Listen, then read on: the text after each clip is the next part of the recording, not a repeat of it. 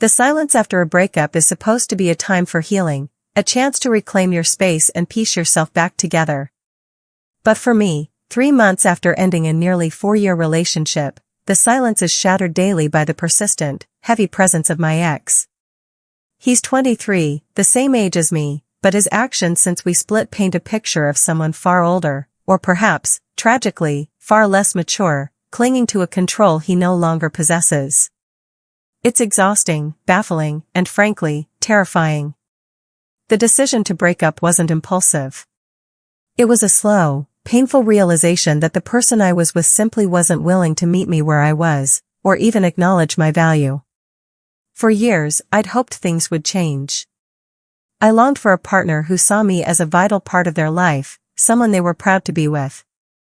But he rarely took me to family gatherings, making me feel like a secret he was keeping, someone not quite good enough to integrate into his world. The few times he did were so rare, so begrudging, that they felt less like invitations and more like obligations he was reluctantly fulfilling. It chipped away at my self-worth, leaving me questioning if I was asking for too much, if my desire for inclusion and commitment was unreasonable. The final straw, the undeniable sign that this relationship was toxic beyond repair, came wrapped in a chilling threat. It wasn't a dramatic fight about infidelity or a screaming match over differing futures. It was colder, more calculated, born from a place of perceived power and a desire to hurt.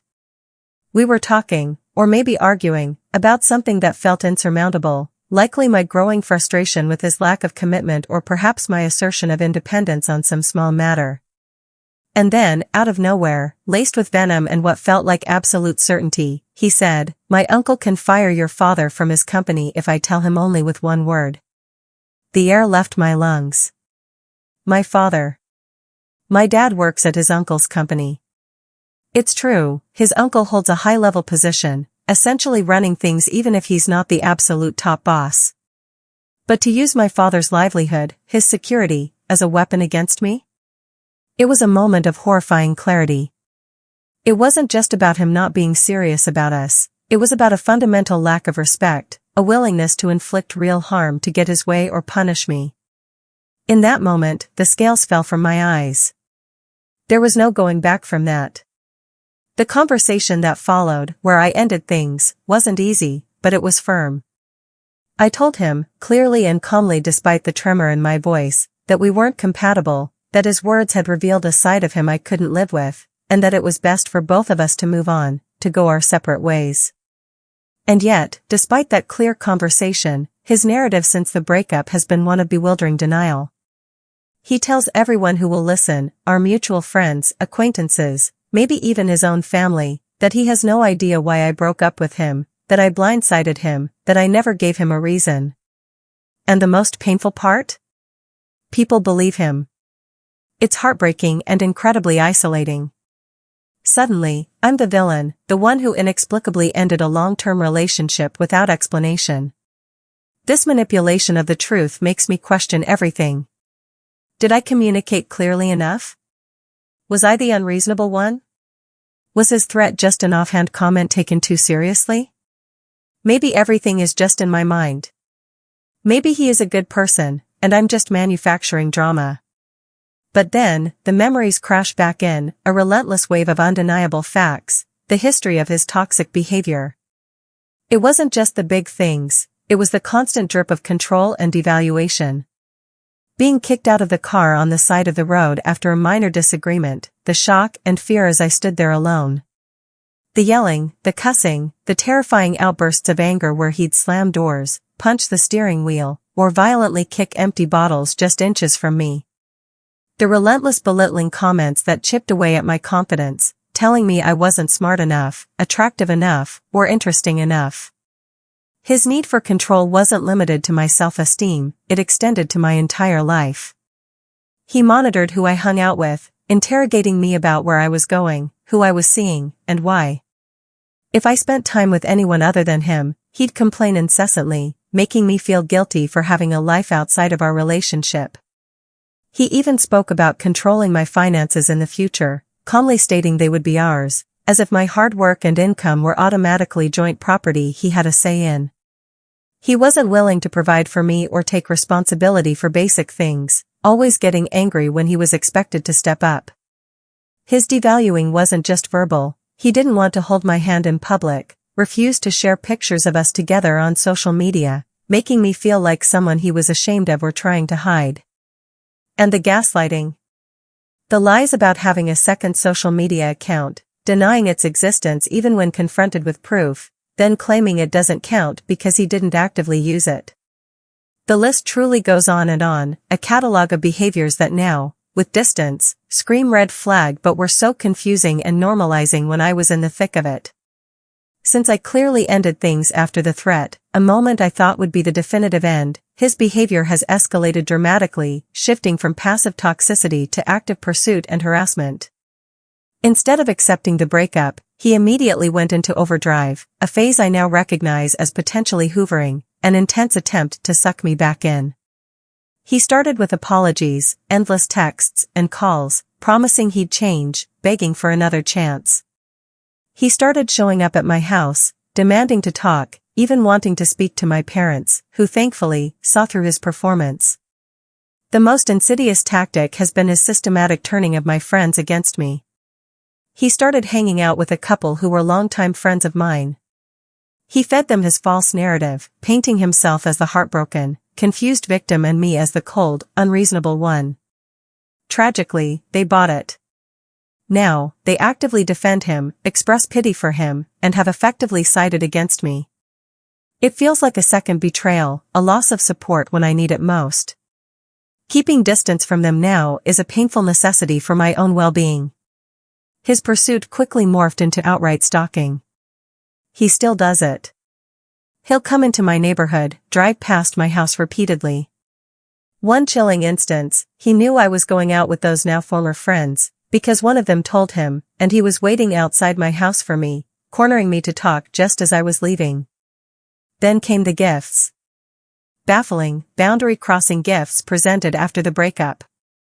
For Valentine's Day, he showed up with a gift at the internship we both attend. I refused it, clearly stating I didn't want gifts from him. Undeterred, and despite my father telling him the same thing, he left it in my yard. On the day that would have been our anniversary, he arrived again, this time with a cake and a huge teddy bear. My dad again intervened, taking the gifts from him and sending him away. He even brought the friends he'd turned against me as backup, witnesses to his supposed grand romantic gesture, further cementing their sympathy for him and making me look heartless for refusing. Easter brought more unsolicited deliveries. He left individual eggs for each of my family members and a box of chocolates, just placed them in my yard and left.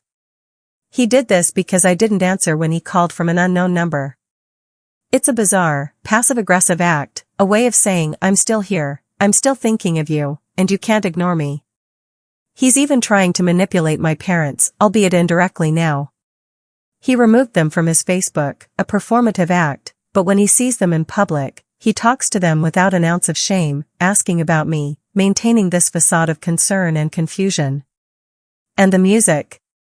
Every 1 or 2 nights, his car drives slowly past my house, blasting songs that used to be our songs we played together in his car.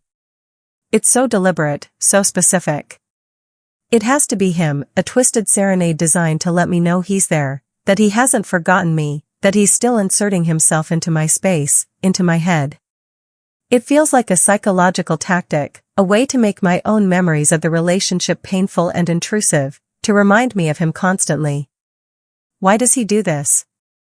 What is the point of this relentless psychological warfare? It makes me feel like I'm losing my grip on reality, like I'm going crazy. The internship adds another layer of stress. We're on the same team, working together once a week for 4 hours for just 1 more month. I haven't reported his behavior because I'm terrified of the consequences at work. I'm afraid he'll create a scene, shame me in front of colleagues, or somehow jeopardize the internship. So I endure his presence, his constant attempts to talk to me there. After the internship session, he waits for me to get into my Uber, and then, unbelievably, he follows the Uber home in his car. He gives some flimsy excuse about not being able to leave me alone because of maniacs driving Ubers, but I know the truth. It's another form of stalking, another way to control my movements and remind me that he's watching. Just a week ago, the boundaries were violated in a shocking public display. I was walking with my mom when we ran into him and, predictably, my former friends. He stopped us. In front of my mother and my friends, he grabbed my hand, his hand was shaking, and kissed it. Like we were still a couple, like nothing was wrong, like it was the most natural thing in the world. It was a performance, designed to provoke a reaction, to show dominance, to confuse and embarrass me, especially in front of my mom. He then had the audacity to ask why my face looked like I was mad, deliberately trying to get a rise out of me. It was a blatant provocation. What's interesting, though, is that when he's with his own parents, he doesn't approach me like this. He sees me, often when I'm out with a family member because I rarely go out alone anymore, and he leaves me alone. It makes me wonder if his public displays are carefully calculated performances for specific audiences, his friends, my friends, maybe even just for me when he knows I'm with someone who makes him want to exert control or ownership. Even when I tried to gain some distance by going to Italy for a project after the breakup, he reacted with explosive anger when he found out. He called and texted incessantly, demanding to know how I could do this to him, how I could work behind his back. Travel and personal development were framed as betrayals, further illustrating his view of me as an extension of himself, someone who required his permission and oversight.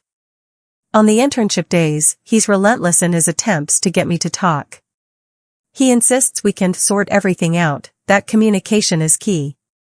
He cornered me during the 4 hours, pushing for a conversation I desperately want to avoid. And then, the following me home ritual.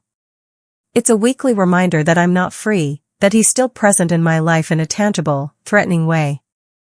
This constant pressure, this inability to simply move on and live my life, is taking a severe toll. I feel on edge constantly. I react nervously and angrily whenever I see him because his presence signifies stress, anxiety, and a threat to my peace. He literally won't let me forget him. It's like he's terrified of becoming irrelevant in my life, so he has to insert himself everywhere. Wherever I turn, there he is, a constant, unwelcome shadow. He even tried to use his mother as a proxy. She called me for days after the breakup, trying to intervene, likely at his behest. I finally sent her a clear message stating that the relationship hadn't worked out this time either, a subtle nod to past issues, perhaps, and that I wouldn't be getting back together with him. Thankfully, she stopped calling. I've learned, through painful experience, not to believe a single word he says now. The promises of change, the sudden emphasis on communication, the let's sort everything out pitches, I know they are just tactics to draw me back in. I understand that if, by some miracle, I were to get back together with him, the narrative would immediately change back to control, devaluation, and the toxic cycle I just escaped. This feels like highly manipulative behavior, but I'm still struggling to fully grasp the why. Why the stalking? Why the gifts? Why the public performances? Why this relentless pursuit of someone who clearly ended the relationship? I feel so lost, so confused about how a person can act this way, how they can prioritize control and manipulation over someone else's peace and well-being. Could this be narcissistic personality disorder?